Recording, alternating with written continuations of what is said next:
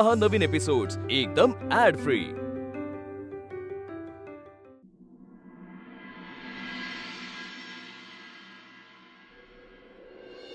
तू एक काम कर वल्ली, दर महिन्याला अशी काही बिलं माझ्याकडे पाठवतच जा, महिन्याच्या महिन्याला मी भरत जाईन। वल्ली, डोकं फिरलंय का तुझं? जेवायला आलेत ना आपल्याकडे, आता पैसे मागशील त्याच्याकडे? बघितलं भाऊजी तुमच्या समोर आहे, माझ्याशी कसं बोलताय? अरे काय झालं, का ओरडला सोडा? सचू, अरे काय चिडतोय तिच्या अंगावर?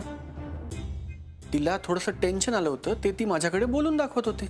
एवढी सरळ आहे दादा ती, फक्त बोलून दाखवते। आपण सगळे एका घरात राहतो सचू, आपण सगळे एकमेकांना ओळखतो। आपल्या प्रत्येकामध्ये गुणदोष आहेत, प्रत्येकामध्ये काहीतरी कमी काहीतरी जास्त आहेच। मी वल्लीला ओळखतो, ती कशी आहे मला माहिती आहे, पण एरवी ती एखाद्या विशिष्ट पद्धतीने वागते म्हणून आत्ता तिचं चुकतंय असं मला अजिबात वाटत नाही। मी फक्त घर सोडलंय सचू, मनाने मी इथेच आहे कायम। त्यामुळे वल्लीने मला आपलं समजून जर तिला होणारा त्रास माझ्याकडे बोलून दाखवला, आपलं मन मोकळं केलं, तर त्यात काय हरकत आहे? तुझी ओढाताण होते आणि बायको म्हणून तिला ती बघवत नाहीये, ह्याच्यात काय चुकतंय तिचं? अरे नाही दादा, काही नाहीये असं, अजिबात असं काही नाहीये, सगळं व्यवस्थित चाललंय। हिचं काय ऐकतोस रे तू? हिला काय किती दिलं तरी कमीच पडतं। अच्छा, म्हणजे मला किती दिलं तरी मलाच कमी पडतं का? बघितलं तुम्ही भाऊजी काय बोलले होते मी? हा, हे चुकीचा अर्थ काढणार। आता मी जे काय बोलते ते ह्यांच्या हितासाठी बोलते ना, मग हे माझ्यावरच आरोप करतायत, बघितलं ना, आणि सगळ्यांसमोर आरोप करतायत माझ्यावर। अगं मग तू वागू नकोस ना तसं, मला आरोप करावे लागतील असं वागूच नकोस तू। मी वागतेय हा, आणि तुम्ही वागता ते? तुम्ही नोकरी सोडली हे सांगितलं का भाऊजींना?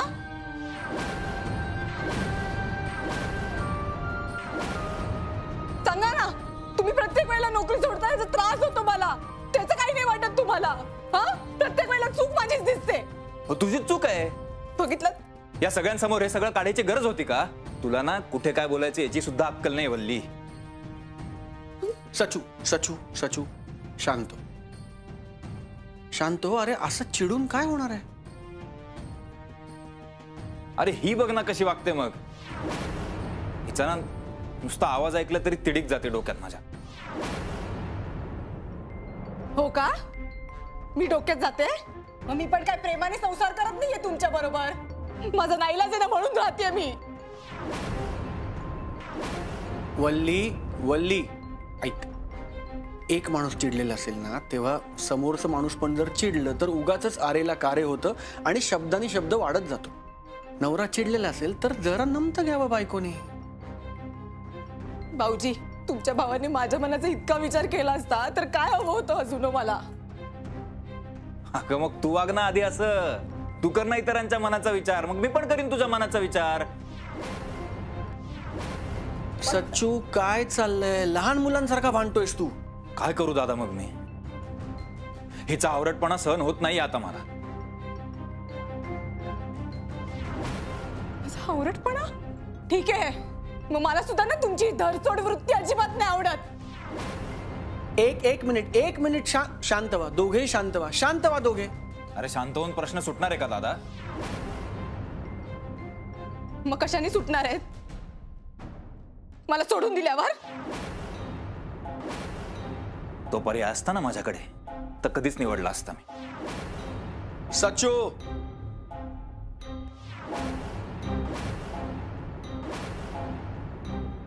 शांत हो वल्ली, एक मिनिट गप्प बस। आप्पा, माई, मावशी सगळे ऐकतायत तुमचं बोलणं, शांत व्हा तुम्ही दोघे प्लीज। दादा मला नाही राहायचं याच्यासोबत, अडकून पडलोय मी म्हणून राहावं लागतंय। मला सुद्धा नाही राहायचंय तुमच्या बरोबर।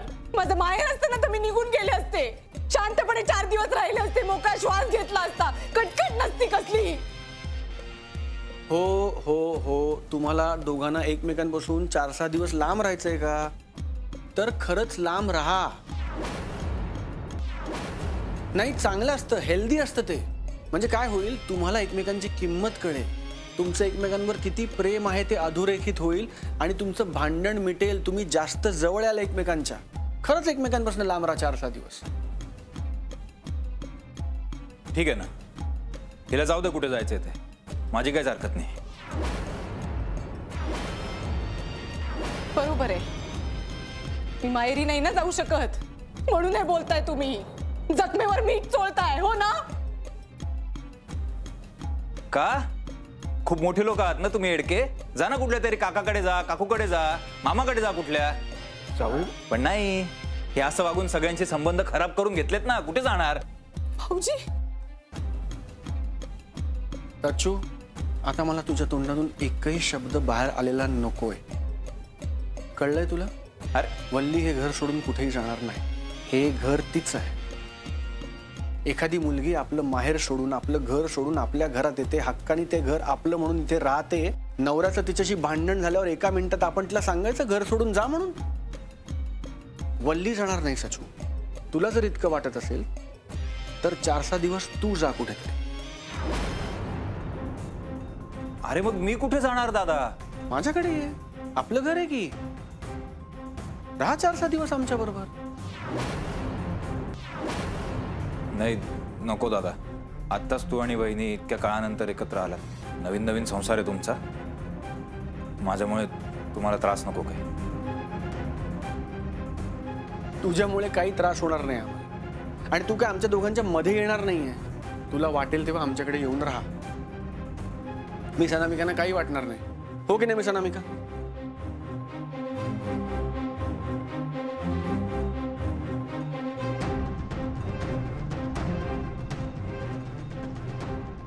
बरोबर बोललो ना मी मिस अनामिका? येऊ दे ना सचूला आपल्या घरी. हो, येऊ दे. बघितलंस, मला खात्री होती. माझ्या मनात काही नाही, त्यांच्या मनात काही नाही, सगळं तुझ्या डोक्यात सुरू आहे.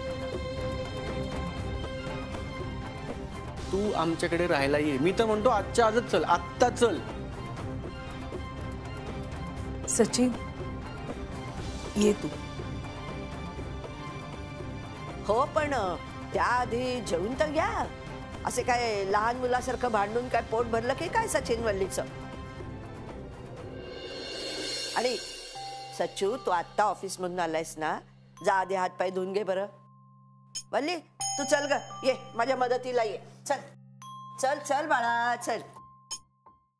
आणि काय ग, किती भांडता तुम्ही लहान मुलासारखं?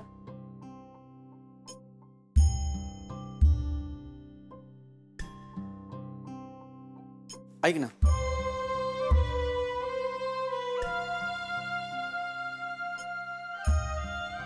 सचू आपल्या घरी राहायला आल्यावर इकडे मावशी आणि आप्पा एकटेच असतील. म्हणजे वल्ली असेल पण तुला आप्पांची आणि माई मावशींची जबाबदारी तिच्यावर एकटीवर टाकायला नको वाटतं. हा, मग एक काम करूया का आपण? सचिन तिथे येण्यापेक्षा आपण दोघं एखाद दिवस राहायला येऊया की वाड्यावर? नाही नको. आत्ता ना वल्ली आणि सचूला एकमेकांना स्पेस द्यायची गरज आहे. त्यामुळे आपण इथे नको येऊया. मी असं म्हणत होतो की सचू माझ्याबरोबर घरी येईल. ते 2 दिवस तू इथे वाड्यात राहा. म्हणजे आप्पा आणि मावशीची काळजी तू घेऊ शकशील. मी तुला हे इतक्या हक्काने सांगू शकतोय कारण मला माहिती आहे की माझा पार्टनर समजूतदार आहे. तो मी हे का म्हणतोय हे नक्की समजून घे. सौरभ, अनामिका, अरे येताय ना? आलो आलो.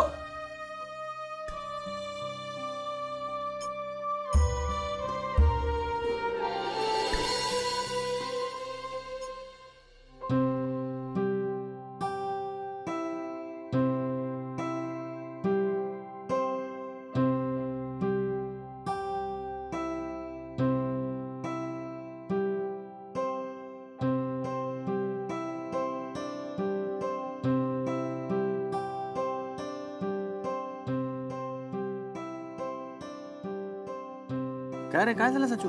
अरे खरंच ठीक आहे सगळं वाड्यात.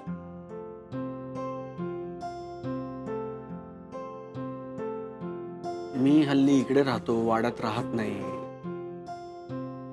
म्हणून तू माझ्यापासून काही लपवतोस का? नाही रे दादा, काही लपवत नाहीये मी. हे बघ, मी वाड्यात राहत नसलो तरी माझा अर्धा जीव तुमच्यात अडकलाय. त्यामुळे काही अडचण असेल तर निसंकोचपणे मला सांग. अरे नाही दादा, खरंच असं काही नाहीये. मी का लपवलं असतं असं काही तुझ्यापासून? आणि वल्ली म्हणली तसा तर अजिबातच काही प्रॉब्लेम नाही, व्यवस्थित चालू आहे सगळं. अचानक तुझ्या एकट्यावर सगळा भार पडलाय, मी समजू शकतो. म्हणून होते का तुझी थोडी चिडचिड? नाही दादा. नाही, तसं होत असेल ना तर मला सांग सचू. म्हणजे मी एक काम करू का, मी परत वाड्यात शिफ्ट होऊ का?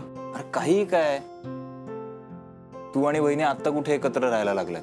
चालू आहे सगळं व्यवस्थित, मी आहे ना, सगळं सांभाळतोय, काळजी नको करूस तू. ते वल्ली तुला ते सगळं बोलली ना, ते मला नाही आवडलं म्हणून चिडचिड झाली माझी. बाकी सगळं ठीक आहे. अरे खरंच. खरं सांगू,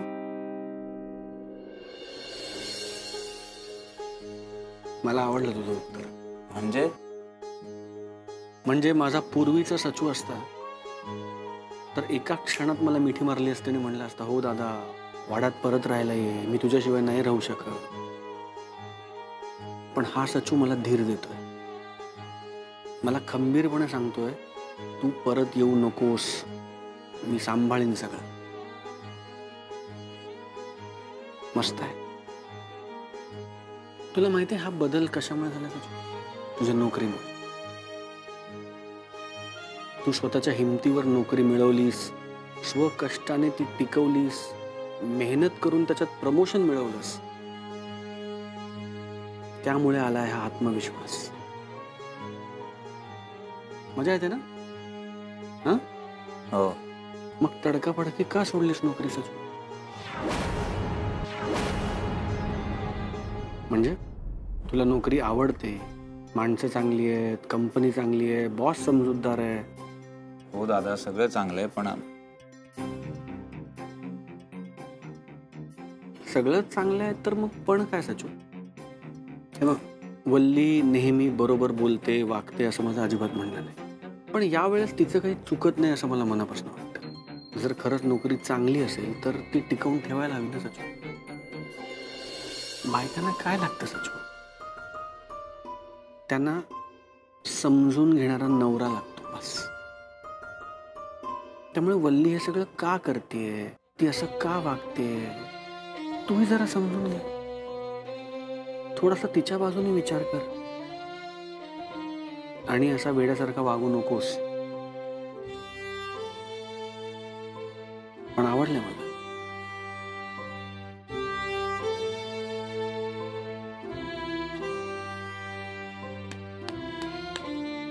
मस्त.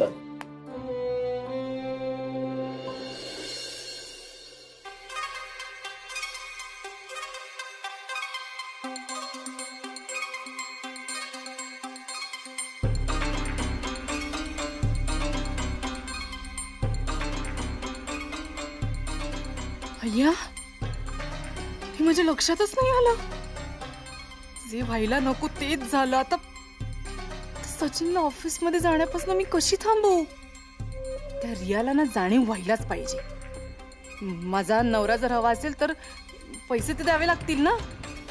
आयुष्यात हे प्रेम वगैरे सगळं ठीक आहे ग, पण पैसा पण महत्वाचा आहे ना. हल्ले काहीतरी कर.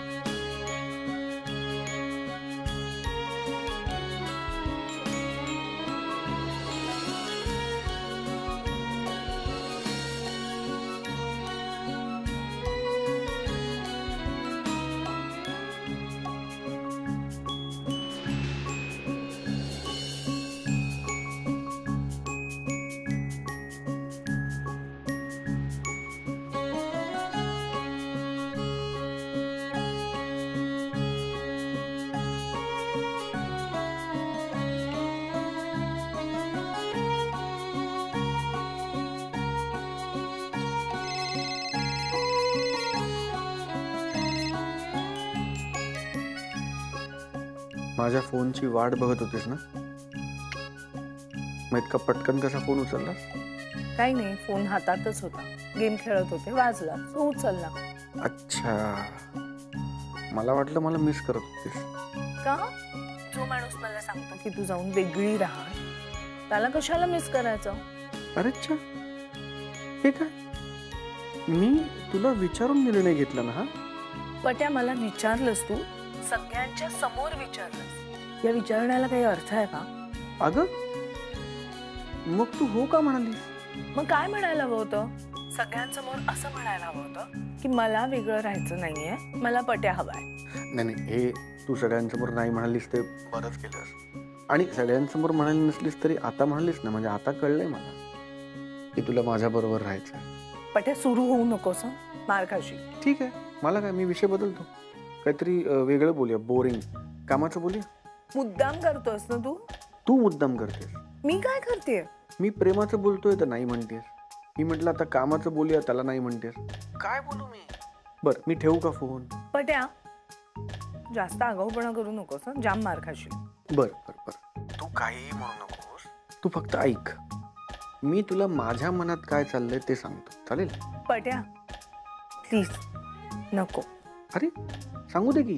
पट्या, अगं, कोणी ऐकत नाहीये, फक्त तू आणि मी, आपण दोघेच आहोत कॉलवर. काही नको, फोन ठेवतेय मी. थांब. आता काय? एक काम कर, माझं कपाट उघड. आता नवीन कशात फसवणारच तुम्हाला? अगं, काही फसवत नाहीये, माझं कपाट आहे ना तुझ्या समोर, उघड.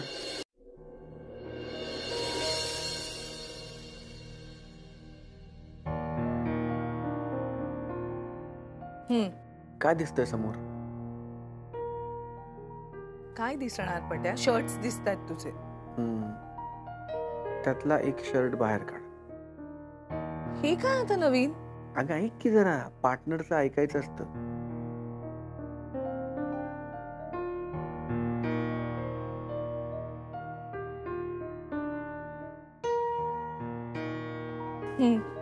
कुठला काढलास?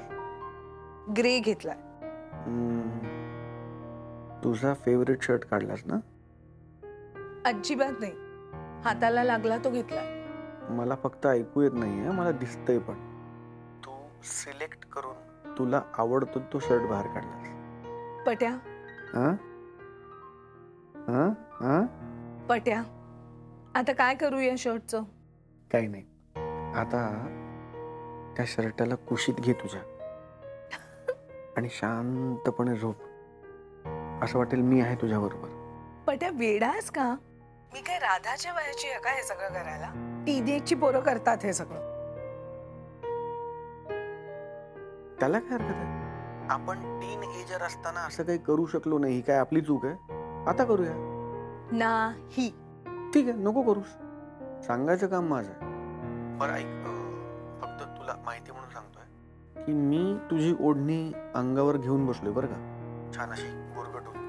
त्यामुळे माझा मूड मस्त आहे, मला छान झोप लागणार आहे आता. तुझं बघ बाई. ठेव आता फोन. हो, ठेवतो. बाय. अनामिका, आता काय पट्या? माझं तुझ्यावर खूप प्रेम आहे. Good night. बाय.